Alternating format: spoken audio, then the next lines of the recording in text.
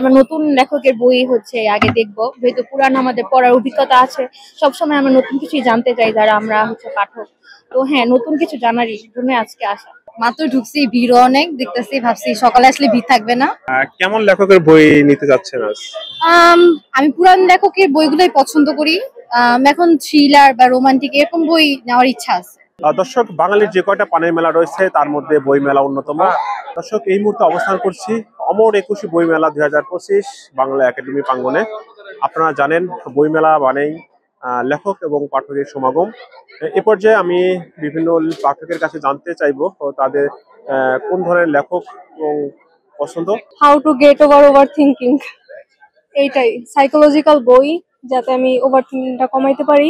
নতুন হলে ভালো হয়, যাতে আমাদের জেনজিদের সাথে যায়। নতুন নতুন বই মেলায় উঠেছে এবং কিছু কিছু লেখক আছে যারা এবার নতুন স্টল দিয়েছে, তাদের বইগুলো স্টলে উঠেছে, তো সেগুলো দেখতে আসছি এবং এবারই ফার্স্ট আমার মেলাতে আসা। তো বাসা থেকেই ঠিক করে এসেছি আমি হুমায়ুন আহমেদের বই কিনবো। পাশাপাশি আমার এক পছন্দের লেখক আছে, তরুণ লেখক শেখ বিপ্লব হোসেনের একটা বই কিনবো। ইতিমধ্যে আমি সেগুলো কিনেছি। পাশাপাশি আরো দু একজন নতুন লেখকের বই আমরা কিনেছি। হুমায়ুন আহমেদের বই নিতে আসছে, ওনার লেখাটাই আমার ভালো লাগে।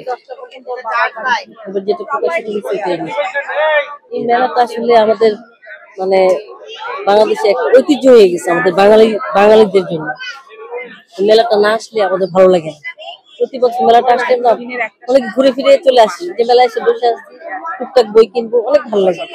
দর্শক, আপনারা এত সময় বিভিন্ন পাঠক এবং পাঠকের মতামত শুনলেন। তারা কেমন ধরনের বই নিচ্ছেন বা কেমন ধরনের লেখকের বই খুঁজছেন, এবং নতুন এবং পুরাতনের লেখকের যে বই রয়েছে তারা কিন্তু দুই ধরনের লেখকের বই তারা নিয়েছেন।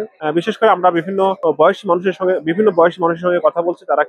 অনেকেই সেই হুমায়ুন আহমেদ সহ পুরাতন অনেক লেখকের বই নিচ্ছেন। আবার অনেকে যারা ইয়ং রয়েছে তারা কিন্তু নতুন বই, এবং অর্থাৎ যে নতুন বই এসেছে সে বইগুলো নেওয়ার জন্য তারা কিন্তু বই স্টলে তারা খুঁজছেন।